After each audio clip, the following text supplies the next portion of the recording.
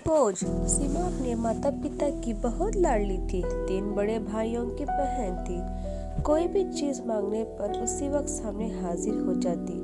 पूरे घर में रौब था उसका। पूरे परिवार और नौकरों पर राजकुमारी की तरह हुक्म चलाती थी सीमा।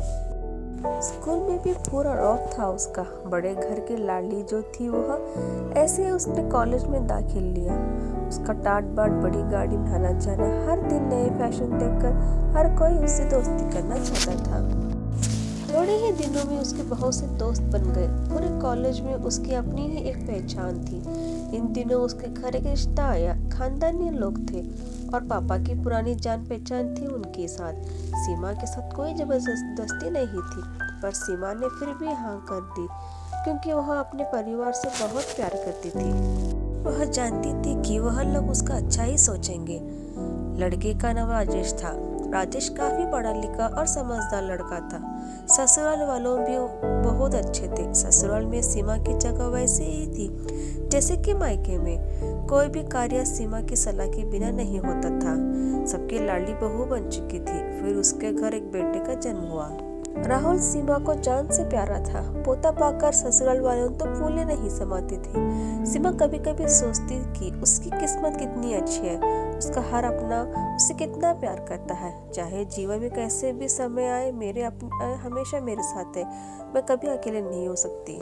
कितनी खुशकिस्मत हूँ मैं। पर शायद सीमा की खुशियों को उसकी अपनी ही नजर लग गई थी। एक दिन वह मायके जाने की जिद कर बैठी। राजेश को बहुत काम था, लेकिन वो फिर भी उसे ले गए। रास्ते में उनकी गाड़ी अन्य गाड़ियों से टकरा गई। सीमा, राजेश और राहुल बहुत बुरी तरह जख्मी हो गए। काफी दिनों के इलाज के बाद राजेश और राहुल तो ठीक हो गए, लेकिन सीमा पूरी तरह ठीक न हो सकी। सर पर चोट लगने के कारण वह अपनी आंखों की रोशनी खो बैठी। अब सीमा की किस्मत जैसे उल्टे पांव चलने लगी। मायके वालों कुछ दिनों तक उसे मिलने आते रहे। फिर कभी कभार फोन ही करके पूछ लेते कि आप कैसी हैं। धीरे धीरे यह सिलसिला भी खत्म हो गया। ससुराल वालों की सहानुभूति भी कम होने लगी। घर में किसी को पास बैठने के लिए कहती तो जवाब मिलता, बहुत काम है, अब तुम भी हाथ नहीं उठा सकती। राजेश चिड़चिड़ा हो गया था। बस राहुल ही था उसके साथ, जिसके साथ हंसती खेलती उसका वक्त गुजरता। एक दिन सीमा के हाथ से कुछ सामान गिर गया, जिसकी वजह से उस राहुल को हल्की सी चोट लग गई। सीमा के सास ससुर ने राहुल को उससे अलग कर दिया कि कहीं उसके ना देखने की वजह से बच्चे का कोई नुकसान ना हो जाए। सीमा अंदर से टूट चुकी थी। एक दिन उसने सबके सामने मायके जाने की इच्छा रखी, तो राजेश उसे तुरंत मायके छुड़ाया, जैसे कि वह भी यही चाहता था। लेकिन राहुल को उसके साथ नहीं भेजा गया। सीमा कभी राहुल से दूर नहीं रही थी, पर अपनी कमी के कारण उसे ज्यादा बहस नहीं की। सीमा को लगा कि वह 3-4 दिन वहाँ रहेगी तो थोड़ा हवा पानी में बदल जाएगी, क्योंकि वह कितने दिनों से कहीं बाहर नहीं गई थी। घर वालों भी इतने दिनों बाद उसे देखकर कितने खुश होंगे। सीमा के घर पहुँचने पर सब लोग बहुत खुश हुए। खाने में सब कुछ सीमा की पसंद का ही बना था। उसने अपने मम्मी पापा और भाइयों से दिल खोलकर बात की। उनके छोटे छोटे बच्चे भी बुआ के साथ घुल मिल गए थे। रात को सोने से वक्त जब वह कपड़े बदलने लगी तो उसे पता चला कि उसका बैग तो बहुत भरा हुआ था। वह सब समझ गई। वह बहुत उदास हो गई। कुछ दिनों तक तो सब ठीक रहा।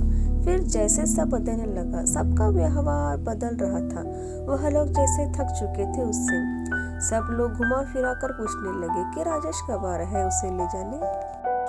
वह बहाना बनाती थी, जबकि वह जानती थी कि उस घर में अब उसके लिए कोई जगह नहीं। सीमा से चलते वक्त कुछ न कुछ नुकसान हो जाता। थोड़ी बहुत टोका टोकी उसे सुनाई देती, वह टाल देती। एक दिन उसके हाथ से लगकर एक कीमती फूलदान टूट गया। छोटी भाभी ने बहुत हंगामा मचाया। सीमा के माता पिता रोज रोज के झमलों से तंग आ गए थे। उन्होंने राजेश को खुद से फोन कर दिया। राजेश सीमा को अपने घर ले आया। सीमा को अपने परिवार वालों से ये उम्मीद नहीं थी। जिस सीमा के वो कहे बिना घर में पत्ता नहीं हिलता था, अब उस घर के लिए वह बोझ बन चुकी थी। राजेश के साथ ससुराल आते वक्त वह बहुत खुश थी, क्योंकि वह अपने घर जा रही थी, अपने जिगर के टुकड़े राहुल के पास। परंतु वह खुशी भी कुछ पल की थी। सारा सारा बंदोबस्त पहले ही किया हुआ था। सीमा को सीधे ऊपर वाले कमरे में पहुंचा दिया गया। राहुल से दूर रहने की सख्त चेतावनी दी गई थी। एक काम वाली लता को उसकी जिम्मेदारी सौंपी थी, जो उसके खाने पहनने जैसी जरूरत का ध्यान रखती थी। सीमा ज्यादातर चुप ही रहती, कभी कभी काम वाली लता से थोड़ी बतिया लेती। उसके जरिए राहुल को पता चल जाता सबकी लाडली बेटी और बहू सबके लिए लाडली से बोझ बन चुकी थी।